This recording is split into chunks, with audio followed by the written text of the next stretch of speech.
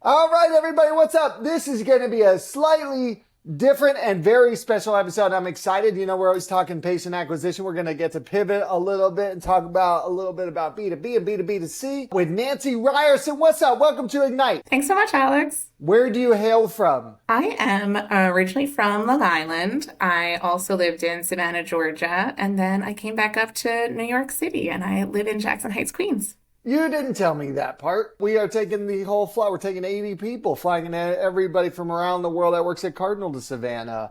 Oh, really? Yeah, in December. Well, make sure you get some macaroni and cheese and sweet tea, grits, all the good stuff. Oh, God, I'll look for the mac and cheese. That I did not know was a Savannah special. I've only been there once before, even though we live in Georgia, so that's kind of weird. That'll be really exciting for everybody to see what the South is really like. That's awesome. Nancy, where do you work? I work at a company formerly known as Employer Direct Healthcare, but we have just rebranded to Lantern. Lantern, the guiding light. We are Yes. going to, don't go too close to the light.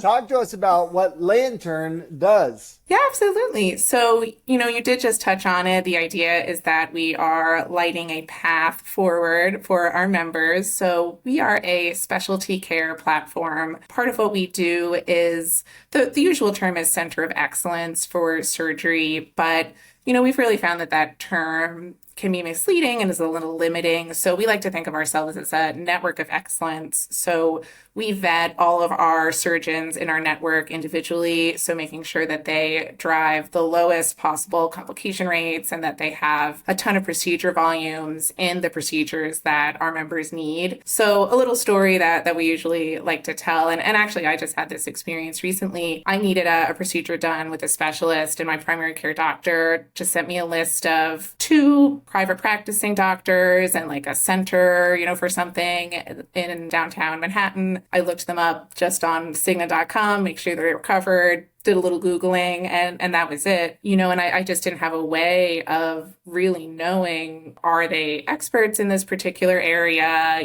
What is their success rate with the procedure that I need? And just as consumers, we really don't have a way of getting that information. So that is where Lantern comes in. We partner with self-insured employers to help them guide their employees to these excellent specialists for surgery. And then we also have a cancer navigation program as well. So it's also really, cancer, getting that diagnosis is really such a stressful moment for people. And, you don't know where to turn. You're meeting all these different doctors, hearing all these different opinions. You don't know if you should try and get a second opinion or if you need to just start treatment right away. So our oncology nurse navigators help people really understand their options and their treatment plan. And then, they guide them to specialists, to the second opinions, to the right care for them. I love that. All things oncology is important and special to us at Cardinal. So that's very cool. This is a field I'm not that familiar with. Tell me, so your client is a self-insured employer. That's right. What does that, this is a dumb question. They probably won't even air it because it'll make me look so dumb. What is that? That's a huge company that doesn't go to the Cignas, that they just will run their own plan. What is that? Yeah, so it is kind of a, just as us as regular people, kind of a lesser known phenomenon. But they, let's say you work at a large company, let's say you work at Walmart, they have so many employees that they feel like by managing the claims and the network themselves, they're better able to kind of control their spending than by only working with an insurance company. They do still work with the main insurance companies for claims administration and actually for the most part for building those networks. But then that's why they bring on all of these add-on benefits like Lantern, which is a separate network, on the surgery side from insurance. It's a specialty network that's curated. So a large company can say, okay, employees, you have to go or you can go to this separate network of excellent surgeons. You're going to get better results. And, we ultimately save those large companies money because we negotiate lower rates with our providers. And also, really importantly, we drive better results. So we reduce costs related to complications, and our surgeons are also, they're not in it for the money. If they don't think you need surgery, they'll tell you that. And that's something we look for too, is how often are they saying like, you need to actually do physical therapy, or this isn't really the right procedure for you at this time. So that, of course, is great for members because nobody wants to, get spine surgery. And then it also saves our customers money at the same time. Yeah, awesome. Okay, so I'm learning from you. That's cool. And so a lot of your work, and I think you have, so you have the B2B component. You're trying to get the attention of these large employers. And then you also have a B2B2C side, right? Correct. Yes. So, I'll take someone like Hyatt or Hilton. Those are two of our customers as examples. So we'll work with them to send materials and emails, and we're working on doing more targeted pieces as well. So let's say we know through claims data that someone is in physical therapy. Maybe they are going toward that path of surgery. So just making them aware, you have this benefit, you can get excellent care. You can get second opinions through Lantern. So yes, we do have a B2B2C aspect as well, which has its own challenges. I think any of us who have worked anywhere know that most people don't really pay attention to their benefits, when you get it. And it's really only until you need it. And then something like Lantern, where there's not a lot of awareness in the market that this kind of thing exists in the first place. So yeah, there are a lot of challenges in reaching people. We do find that word of mouth is one of our best channels. So, maybe you're someone who you're complaining, like, oh, my doctor said I need a knee replacement. And really, if someone in the break room or on a call can say, oh, I actually had that done through Lantern, that really builds trust and really helps with that awareness. But of course, we can't just rely on that. But we are looking into trying to maybe incentivize some of that word of mouth. And I assume you sign up a Hyatt or a Hilton or first order of business start. I wonder if you guys run ads to all of their members. Are you sending out emails? Hey, we're part of the mix now, FYI. Yes, exactly. Yeah. So open enrollment, is a big time when more eyes are on their benefits programs.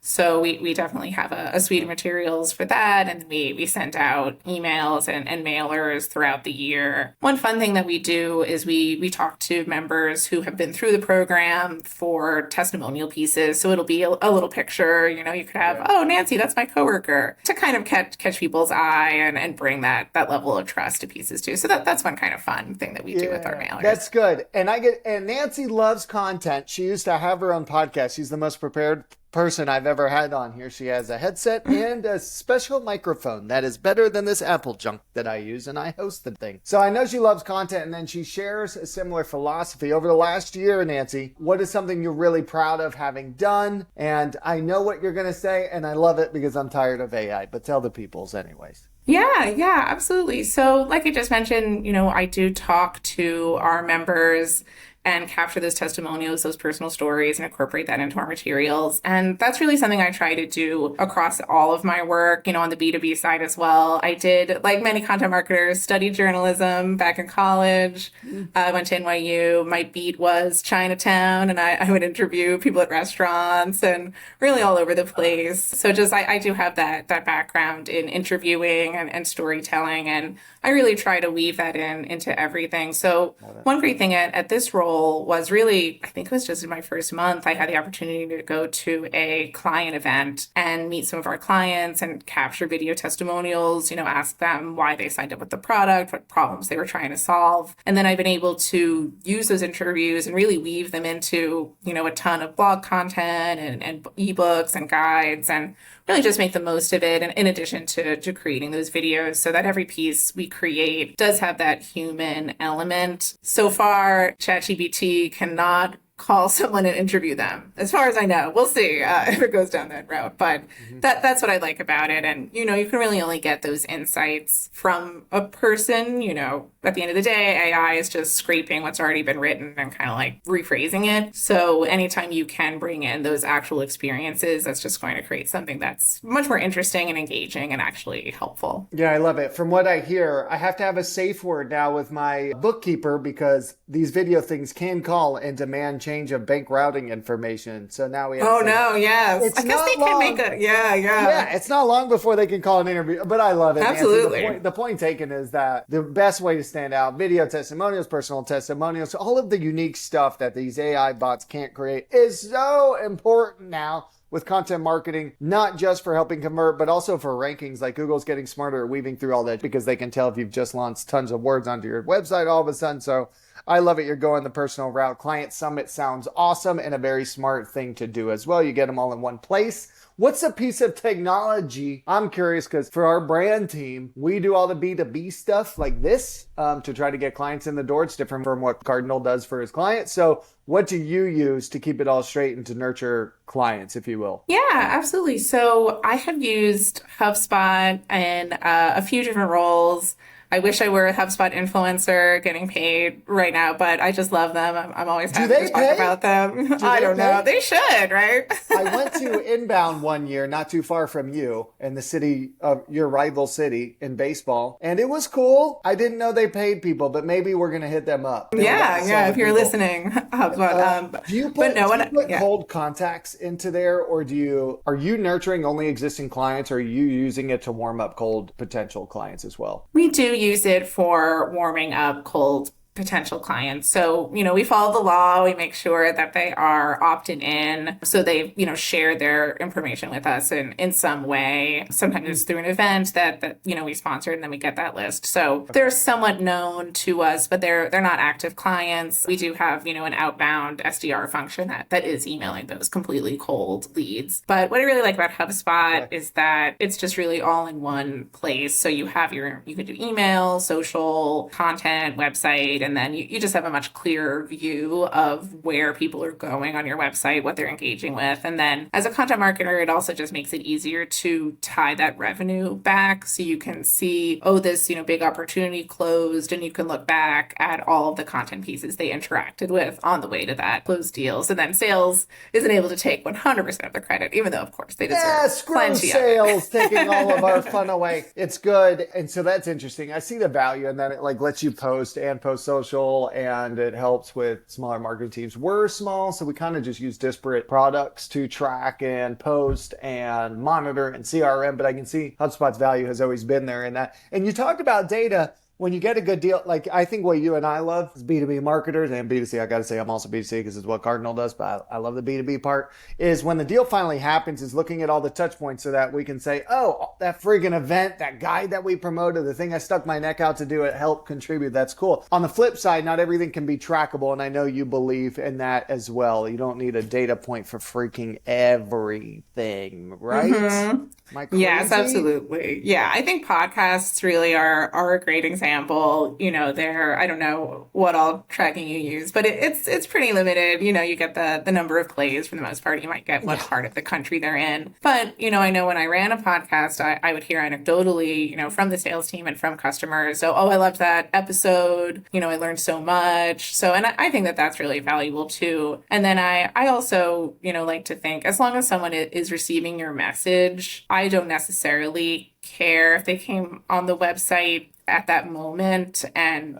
went on every single page. So if there's, let's say, a graphic on LinkedIn, those little carousels that you click through are at the moment still doing pretty well. I think those are a great way to keep people on the platform, which is what LinkedIn wants, while disseminating that information. And the same with clips of a podcast. I've seen people do calculations, maybe on iTunes, it got 200 listens or something like that. But then the clips, on LinkedIn or on YouTube, they could get hundreds and hundreds more, and really amplifying that message. So I totally agree if you're too focused just on one little metric, like, oh, well, the podcast, did it really lead to a sale? I can't track it. I think if you limit yourself too much like that, then you're just really going to limit what you do and how you get your information out there. It's impossible. And y'all are going after bigger clients as we are now too. And you can't track everything. And now, you know what you can kind of tell now? We have a lead form that leaves it open. How'd you hear about us? It's not like choose Google, blah, blah, blah. And then you get the interesting things that are clear. All of these little things like podcasts and stuff influence it because people will put it brand awareness in the space as how they heard it. Well, I don't know what that means, but you can tell. In the podcast, like you said, the number one value I think it has is the LinkedIn podcast clips, the video clips. And everybody will go to listens and all that stuff. I make sure the listens are going up just to make sure it's still relevant and people don't hate hearing me. But it's LinkedIn. It's the promotion with your target clients. Yeah. You want to get them on the podcast. They promote it. And then everybody, all the other Hiltoners that are now at IHD or whatever also see that because they formerly worked with that person. So I love it.